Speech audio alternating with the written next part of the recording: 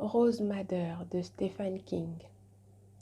C'est un roman fantastique pour tous ceux qui aiment l'imagination folle, l'irréel, parfois même le surnaturel. Vous serez servi. C'est donc l'histoire de Rosie qui est mariée depuis 14 ans avec un mari flic, tortionnaire, qui n'a pas tout le temps, qui cherche la moindre occasion pour se déchaîner sur elle, pour se défouler sur elle.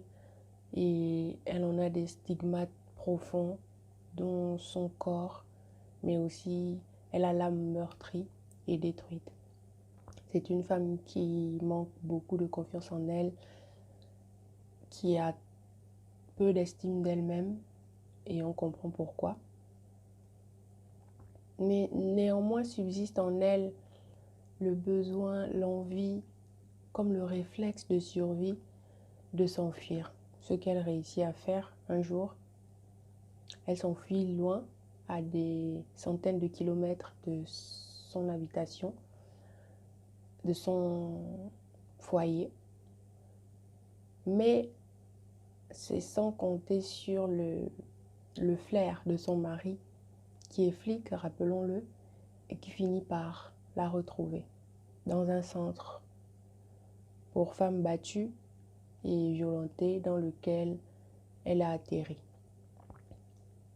C'est un homme fou de rage qui cherche à la retrouver coûte que coûte. Et quand on dit coûte que coûte, c'est vraiment coûte que coûte. Il assassine des gens sur son passage pour pouvoir arriver petit à petit, progressivement, comme un lion qui traque sa proie, pour pouvoir arriver progressivement vers Rosie, sa femme. Rosie qui de son côté, pendant quelques mois, a réussi à reprendre un peu confiance en elle, a réussi à se faire des amis dans le centre où elle a atterri. C'est vrai que c'est difficile pour elle parce que ce sont des femmes avec un lourd passé, mais elles réussissent quand même à retrouver des petits moments de rire, des petits moments simples de plaisir de la vie.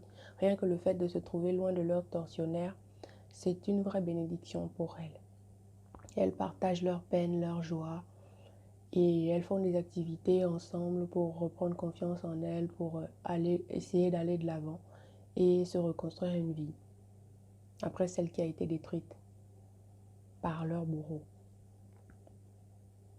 Elle finit par se louer un appartement, réussir à se louer un appartement. Elle réussit à trouver un métier de femme de ménage dans un hôtel. Elle réussit également à rencontrer quelqu'un qui lui fait voir un nouveau visage de l'amour, qui lui redonne l'envie d'y croire à nouveau. Le nom de ce personnage restera mystérieux pour vous donner l'envie d'aller lire à votre tour, parce que c'est une très belle histoire qui va se nouer entre eux, pleine de passion, une histoire brûlante, épineuse, une histoire tendre, mais surtout qui va rencontrer beaucoup d'embûches sur son parcours. Et on sait à peu près pourquoi, ou par la faute de qui.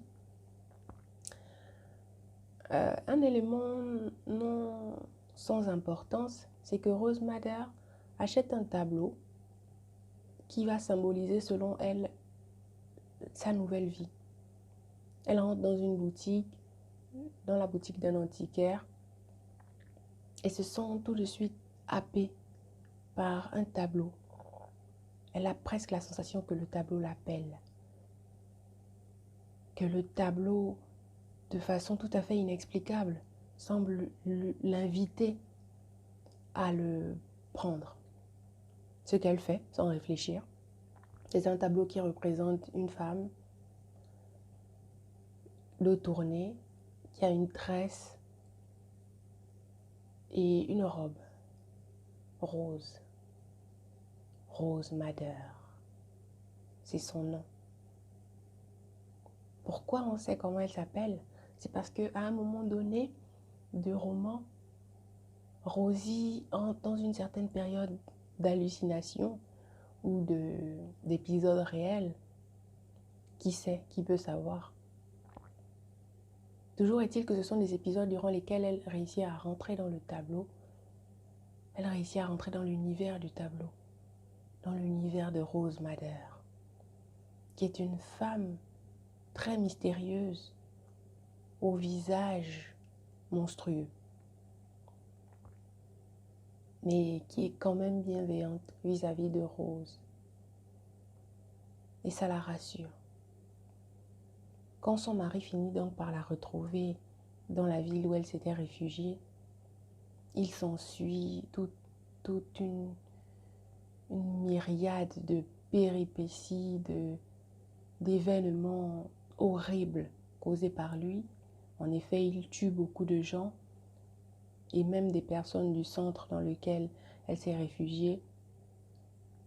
Et à un moment donné, il arrive à Rose et il tente de la tuer également, ce qu'il ne réussit pas à faire car elle et son amant rentrent in extremis dans l'univers du tableau.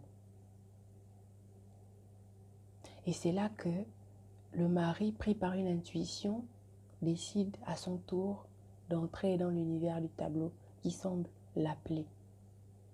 Il ne comprend pas trop ce qui se passe, mais il sent qu'il faut qu'il entre.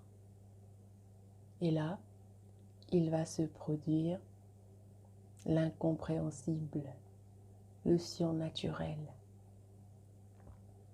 Évidemment, ce que j'ai raconté là, ce n'est que la mousse dans le verre de bière. Toute la substance, tout l'essentiel du livre reste à découvrir.